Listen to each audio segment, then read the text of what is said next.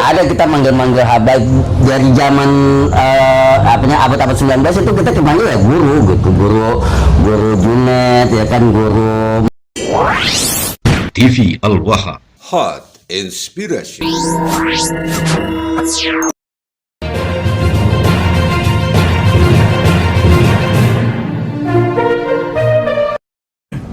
Jadi tema malam hari ini adalah bagaimana kita menggali sejarah, rekonstruksi sejarah, yang sejarah itu memang diambil dari bahasa Arab sajarah, memahami segala sesuatu itu harus holistik, mulai dari titik ba atau tunas sampai pucuk daripada pohon. Jangan sampai kita memahami sejarah secara barat, histori, cerita dia, katanya kadang-kadang nggak ada data sejarahnya. Maka kali ini dengan wajah-wajah yang di depan kita ini yang tidak asing, khususnya dua orang ini, yaitu sebelah kiri saya adalah Tubagus Mogi Nur Fadil, Ketua Robitoh Babat Kasultanan Banten, oke. Ketua 2 PWI juga. Dan Ketua 2 PWI. Ya, beliau yang kita sering tahu adalah runtang-runtung dengan Kiai Haji Imaduddin Utsman Al-Badani. Dan yang paling ujung yaitu pemilik Arah 9 Channel, sebuah channel yang terkenal sering mengedukasi seni, budaya, dan lain sebagainya. Dan siapa lagi kalau bukan Gus Ali Rohman. Oke, Faitafatul alaika maskuro, Gus Ali Rohman. Terima kasih. Dan tentunya anak muda, saya bilang memang masih muda. Ya. Seorang juga praktisi hukum.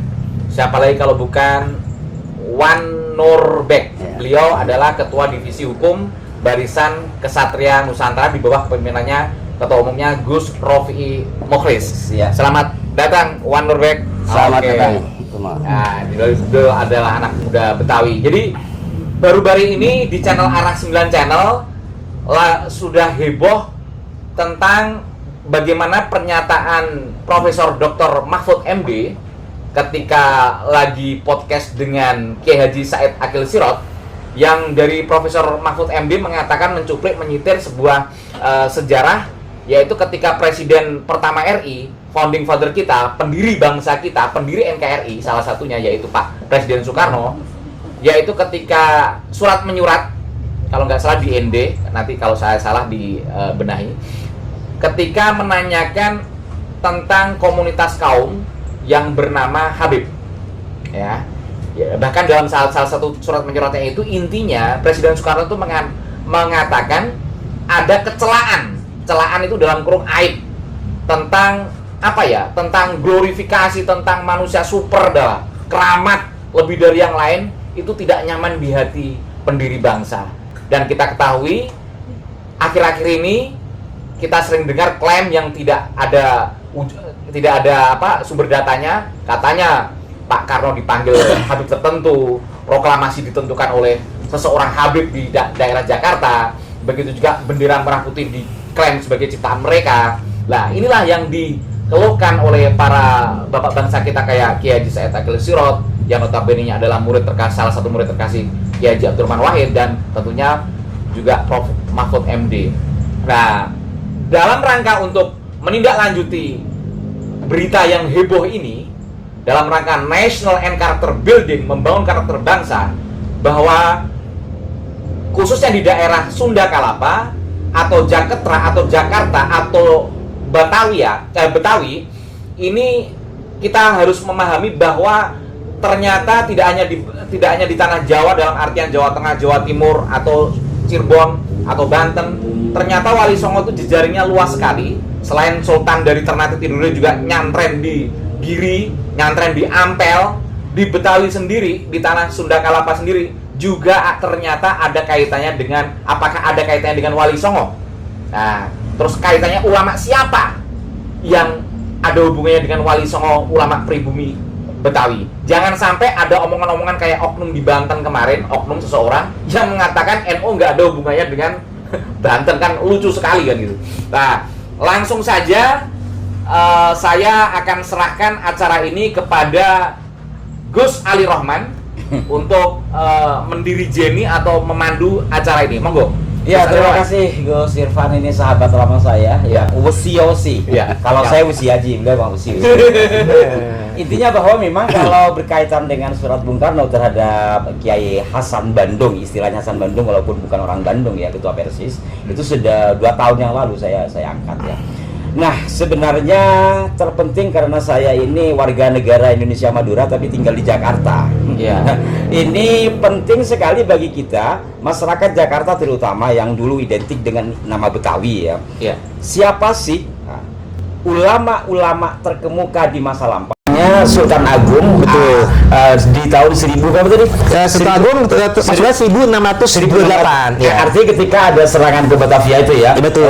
Untuk melawan VOC. Iya. Jadi walaupun mengalami kegagalan 2 kali serangan itu, Iya. tetapi juga meninggalkan jejak-jejak perjuangan Islam. Betul. Kebetulan saya tinggal di satu daerah yang dikait-kaitkan dengan Terah Mataram, Terah Demak, Oh, iya, katanya betul. terlibat dalam pertempuran dibawa oleh Sultan Agung itu. Betul. Nah, kalau Sultan Agung 1628 sebelumnya juga ada perang 1619 di mana di setelah perang ketika VOC Batavia itu berhasil menguasai Jakarta, yang dulunya Jakarta disebut menjadi Batavia. Nah, sehingga yang tadinya benteng Jakarta itu ada di seberangnya Kota Tua, itu tadinya itu di hotel Omni Batavia, itu dulunya adalah reruntuhan bentengnya Jakarta. Nah, untuk benteng Jakarta ada silsilahnya daripada keluarga Pangeran Adipati Jakarta. Dari data ini adalah data silsilah keturunan Tubagus Angke. Ya, bisa diperlihatkan para pemirsa. Ya, ini tulisan Latin sudah masuk era modern ya. Ya. 1000 berapa? Ini sudah salinan. Tapi pencatatannya pun sudah masuk tulisan Latin. Ya, betul. Nah, nanti tulisannya Latin gitu kan. Ini membuktikan bahwasanya keluarga Jayakarta, keluarga Betawi itu memiliki adat tertulis pula untuk menjaga pelestarian data baik silsilah maupun sejarah. Kalau sejarah Di prinsipnya bahwa ini adalah data tertulis ya, Iya, yang saling ada. menyalin Iya. sampai ke anak turunan sekarang. betul. Artinya Pangeran Jayakarta adalah tokoh faktual historis yang makamnya juga ada, keturunannya pun juga ada, situsnya juga ada, dan nasabnya juga bukan ke Ba'alawi Masa Yaman. Nah, ini adalah jalur Pangeran Adipati yang berada di Jakarta. Jadi perlu kita jelaskan juga di tahun 1527 ketika Fatahillah berhasil memperjuangkan Sunda Kelapa, beliau diangkat menjadi Pangeran Jayakarta yang pertama waktu itu di bawah Cirebon. Nah, kemudian digantikan oleh menantu beliau Tubagus Angke. Nah, cuman di masa-masa Tubagus Angke ini Jakarta sudah menjadi wilayahnya Banten. Sehingga bagi Banten, Pangeran Jakarta pertama bagi Banten ada Tubagus Angke. Tapi kalau bagi pandangan Cirebon atau pandangan kepemimpinan Islam, Tubagus Angke adalah Pangeran Jakarta yang kedua. Nah, yang kemudian adalah pangeran yang ketiga, Pangeran Sungerasa Jayawikarta alias Pangeran Wijayakrama. Nah, beliau inilah yang berhasil dikalahkan oleh VOC Belanda di tahun 1619. Dan kemudian dengan perjuangan beliau dan keluarganya dan juga pasukan-pasukannya, beliau bergerilya ditarik ke arah Banten, meninggal dan dimakamkan di Katengahan Serang, Banten. Perjuangannya dilanjutkan oleh anak beliau yang bernama Pangeran Ahmad Jaketra, yang kemudian bergerilya di daerah hutan-hutan jati di Jatinegara Kaum, yang daerahnya sekarang sekitaran Pulau Gadung. Ya. Nah, jadi ada terus perjuangan yang kemudian berbaur dengan perjuangan Banten, karena Sultan Agung Tayasa di abad 17 juga saling berkerabat. Jadi ibunya Sultan Agung Tayasa adalah putri daripada Pangeran Jakarta ketiga, dan beliau ini adalah keponakan daripada Pangeran Ahmad Jaketra. Jadi saling menjadi kekerabatan dan perjuangan. Dan bahkan Sultan Agung Tayasa ini merupakan musuh besarnya VOC di abad 17. Dan anaknya beliau, Pangeran Sagiri pun juga pindah ke Jakarta. Jadi di Jatinegara Kaum Jakarta itu ada 3 tokoh yang menjadi tokoh besar yang bagus buat diziarahi daripada menziarahi jalur-jalur yang imigran yang gak jelas. Nah, ini yang tokoh pejuang asli Jakarta, ada Pangeran Ahmad Jaketra, ada Pangeran Sagiri, ada Pangeran Sangyang. Nah, jadi Pangeran Sagiri adalah anak Sultan Agung Tayasa, merupakan cucu keponakan daripada Pangeran Ahmad Jaketra dan menantu daripada Pangeran Sangyang. Kalau Pangeran Sangyang terah pribumi asli ke Prabu Siliwangi, tapi ibunya pun juga jalur carifahnya jalur Banten. Nah, sedangkan kalau Pangeran Sagiri anak Sultan Agung Tayasa jalurnya ke Al-Kazim Al-Husaini, dan Pangeran Jakarta jalurnya ke Al-Jalani Al-Hasani. Ya, terima kasih Tubagus. Ini luar biasa, mungkin lebih rinci pada lain kesempatan ya, atau mungkin mudah-mudahan nanti kita bisa buat seminar lah.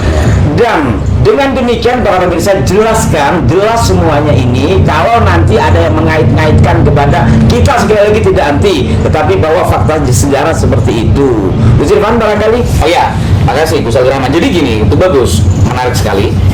Cuman ada pertanyaan besar. Kan selama ini kita sering dengar kalau nggak ada kami, maksudnya Ba'awi, kalian nyembah pohon. Maksudnya di Jakarta ini kan, apa juga kan begitu.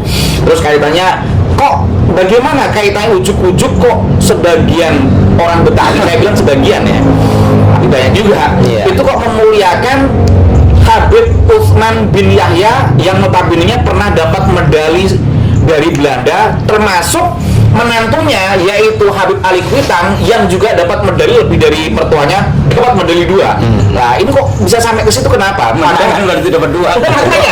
Makanya padahal dari statement Kiai Imaduddin Utsman Al-Bantani ada suratnya katanya.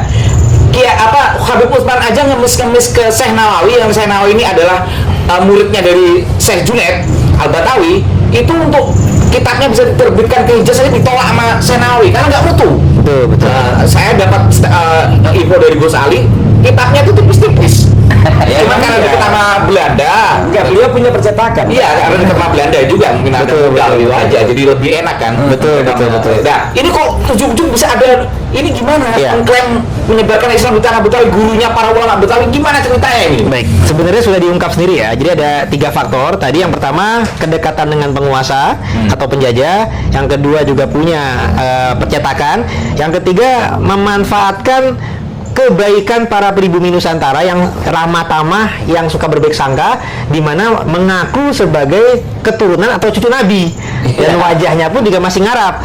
Nah, sebagaimana sudah kita sampaikan, meskipun para ulama di Nusantara itu adalah keturunan Timur Tengah juga, baik ada dari Maroko, dari Uzbek, tapi pola dakwahnya berbeda. Pola dakwahnya yang inklusif, yang akulturasi, asimilasi, menikah dengan setempat, saling merangkul, tidak rasis, tidak fasis, tidak eksklusif.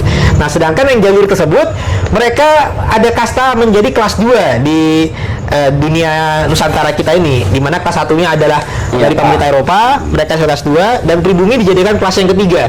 Nah, sehingga mereka menikah hanya di kalangannya mereka saja, dan mereka membuat sistem kasta sehingga mereka yang dihormati, dimuliakan, sedangkan pendakwah kita yang dari pribumi dulu tuh tidak mengedepankan silsilah, yang dikedepankan adalah ilmu. Silsilah itu sekedar untuk menyambung silaturahim saja, tapi terbukti data-data tertulis masih ada di kalangan internal keluarga, tidak dipublikasikan untuk sombong, untuk merendahkan yang lain, minta dihormati oleh yang lain, tidak.